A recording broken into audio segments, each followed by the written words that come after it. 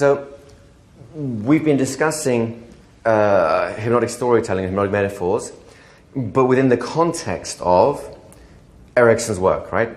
He used stories in a particular way. There's lots of people who use stories in similar ways to get the unconscious. Dave Dobson was another example. But Erickson had a unique style because it was embedded within his process of doing hypnosis. It's a very naturalistic process. And so he had a particularly unique style, which I think is very elegant. I really like it. I'm presuming that that's what you guys are interested in too.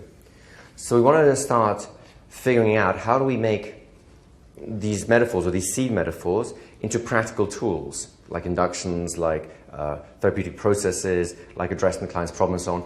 The kind of stuff you saw happening up here yesterday, because the seed is good and you can see where it goes, but we need some structure around it. Wouldn't that be fair to say? So to understand the structure, it really helps to get a sense of kind of Milton Erickson as a man. He was a real maverick. He was a trickster. So for example, Jeffrey Zeig was one of the big Ericksonians. The way he met Erickson is he was dating one of Erickson's daughters, and he was all nervous and said, "Can you please introduce me to the great man, and I'd love to meet him." You know, he's like a 20-something-year-old student. And so she says, "Sure, I'll introduce you." And he comes in the house, and she introduces him. Erickson's watching TV in the living room, and Zeig comes in. Erickson's watching TV, and Zeig says, "Hello, Dr. Erickson. I'm Jeffrey Zeig. It's a really pleasure to meet you." And Erickson's ignoring him. He's just watching TV. And Zeig's getting all nervous and fidgety. And suddenly Erickson, very slowly, looks up.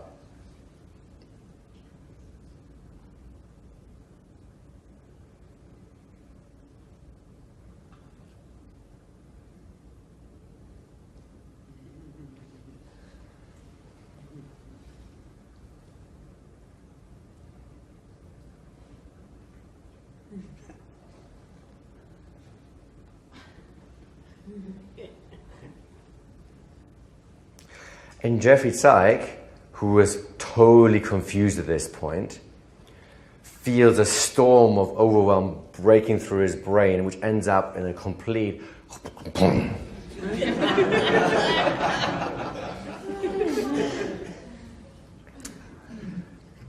a somewhat powerful introduction to your potential father-in-law, would you not say? Yes.